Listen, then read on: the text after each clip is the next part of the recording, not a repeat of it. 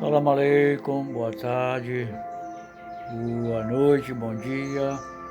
Não sei que hora você vai estar vendo esse vídeo.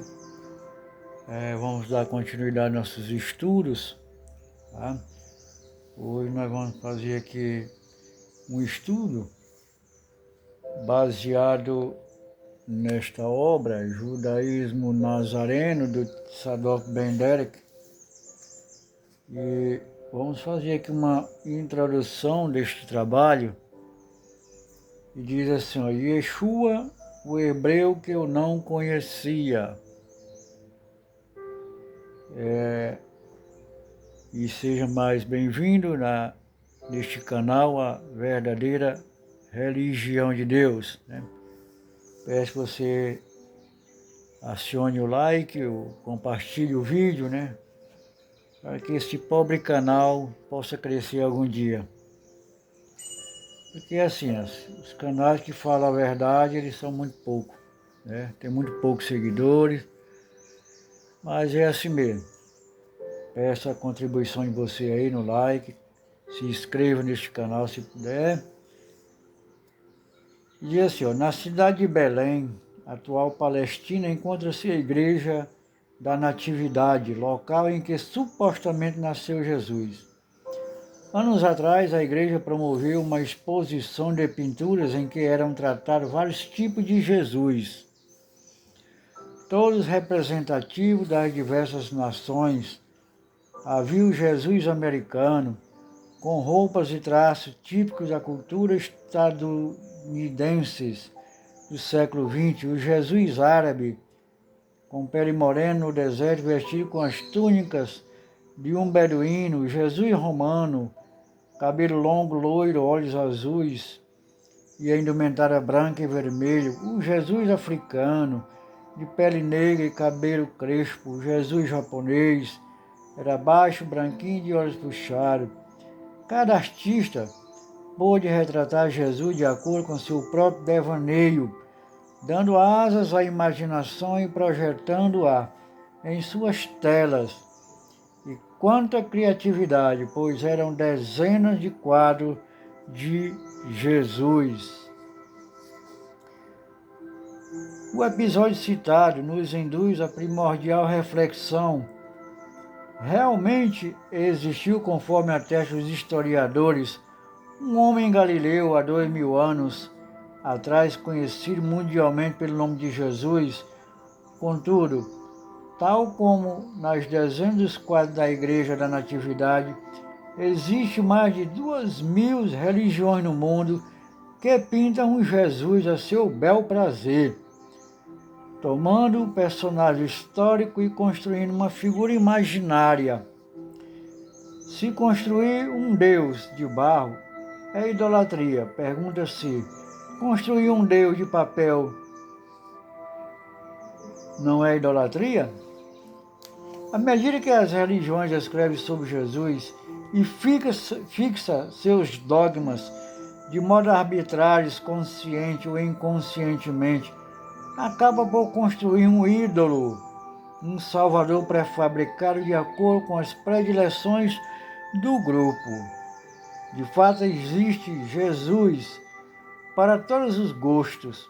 Jesus católico, Jesus protestante clássico, Jesus espírita, Jesus batista, Jesus pentecostal, Jesus gnóstico e até mesmo Jesus umbandista. Se antes Jesus estava longe dos terreiros da macumba, agora coloca a estátua do Redentor nos centros de candomblé e umbanda, e com direito a despacho e tudo. Jesus virou uma série de produtos em que o ser humano escolhe de acordo com as suas crenças pessoais aquele que lhe convém, tal como uma mercadoria escolhida nas prateleiras de supermercados. Literalmente, dezenas de milhares de livros já foram escritos sobre Jesus, apresentando-o com múltiplas facetas.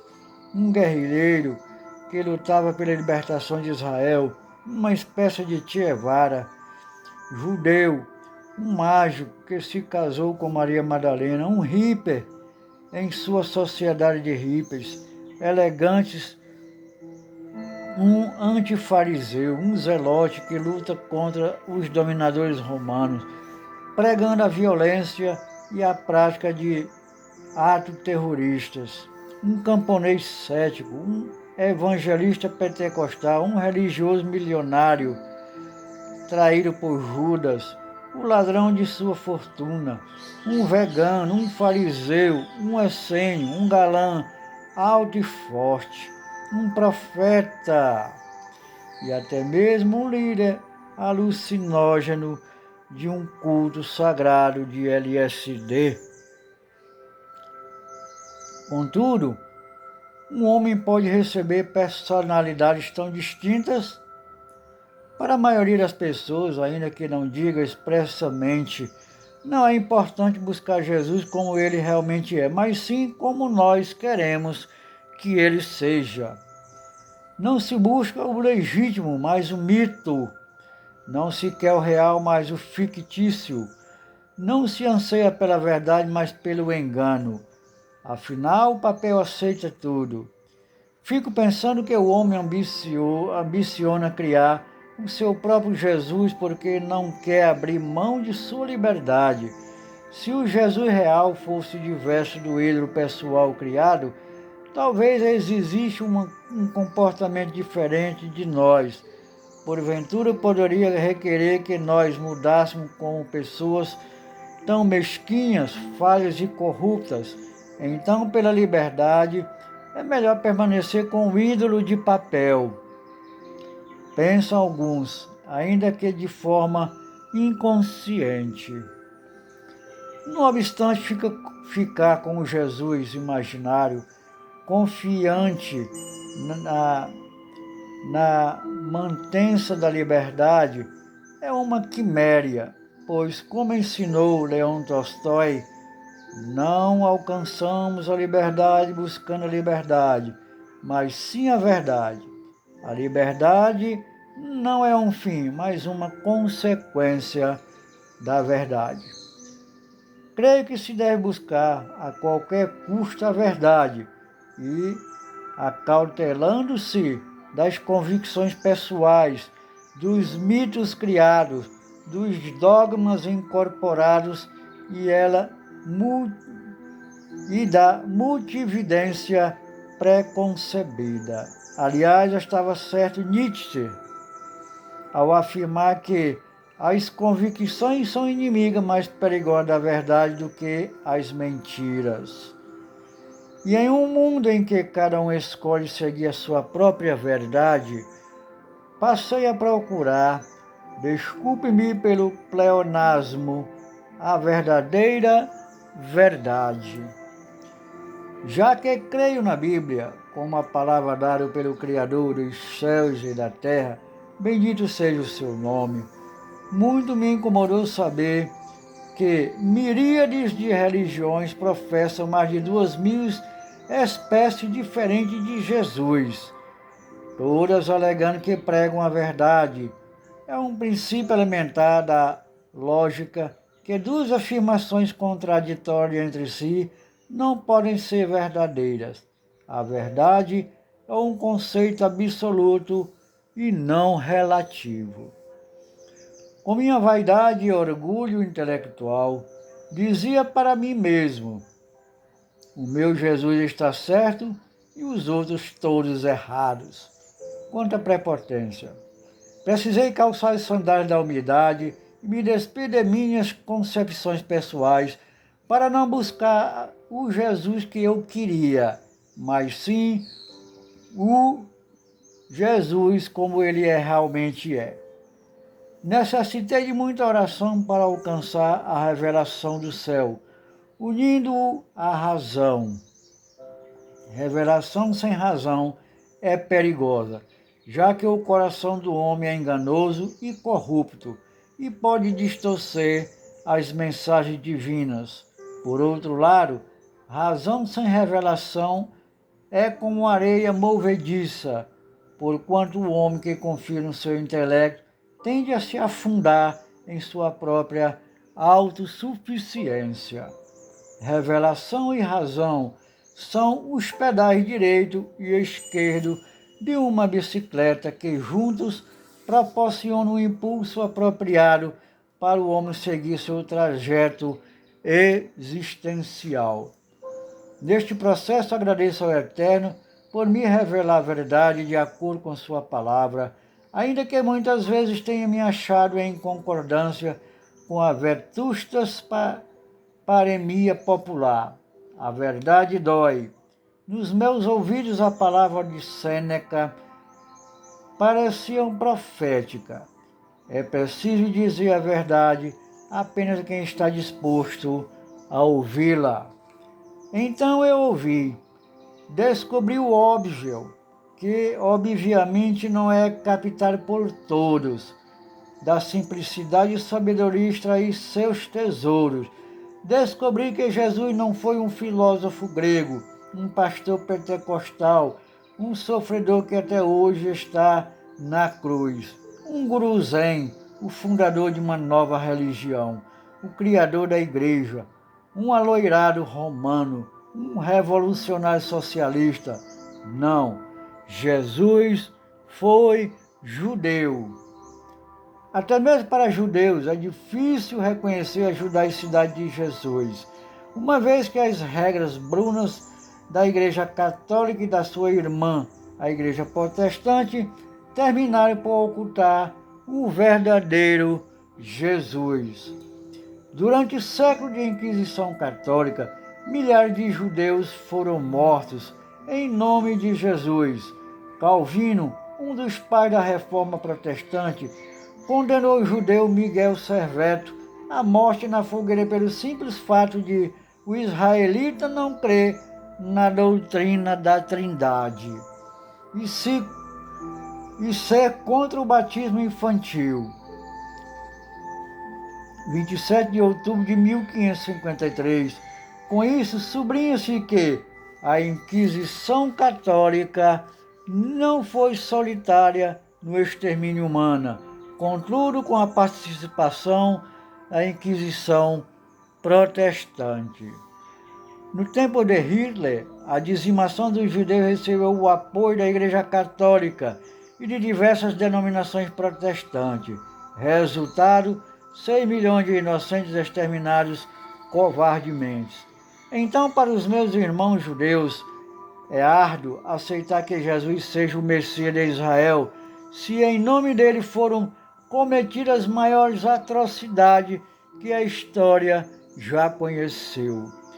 Com efeito, a Igreja Católica e protestantes se valeram do verdadeiro Jesus e criaram um outro Jesus, moldado de acordo com seus gostos teológicos. O Jesus católico e protestante é louro de olhos azuis, falante da língua grega e que veio para os judeus que o rejeitaram. Assim, Jesus também abandonou os judeus e seus apóstolos criaram uma nova religião para a salvação dos gentios, deixando de lado o judaísmo. Nesta nova religião, os gentios tomaram o lugar dos judeus no reino, a Igreja Católica ou Protestante é o instrumento da salvação. O Antigo Testamento foi revogado pelo Novo Testamento. A lei foi substituída pela graça. As festas pagãs tomam o lugar das festas bíblicas judaicas. Enfim, o cristianismo é o sucessor do judaísmo.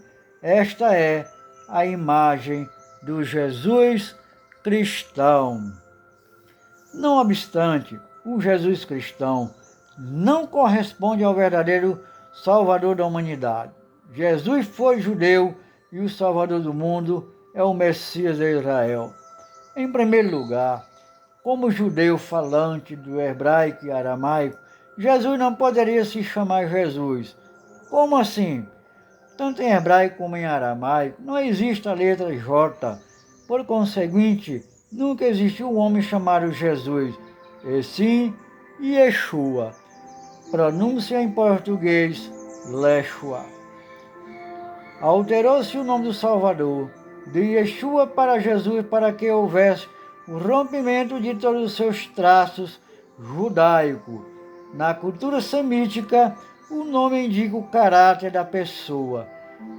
Daí apagar o nome Yeshua equivale a destruir o seu caráter israelita, possibilitando a criação de um novo Salvador, moldado pela teologia cristã, católica e protestante. Em verdade, Yeshua não veio para criar uma nova religião, mas sim para ser o Messias de Israel, ofertando a salvação para todo aquele que nele crê, independentemente de ser judeu ou gentil. Yeshua não ordenou a criação do cristianismo, mas sim restaurou as bases do judaísmo, a Torá. Quando comecei a buscar a verdade, fui confrontado com esta verdade inegociável. Yeshua e seus discípulos vivenciaram o judaísmo. E aqueles que desejam seguir o Messias devem seguir os mesmos passos.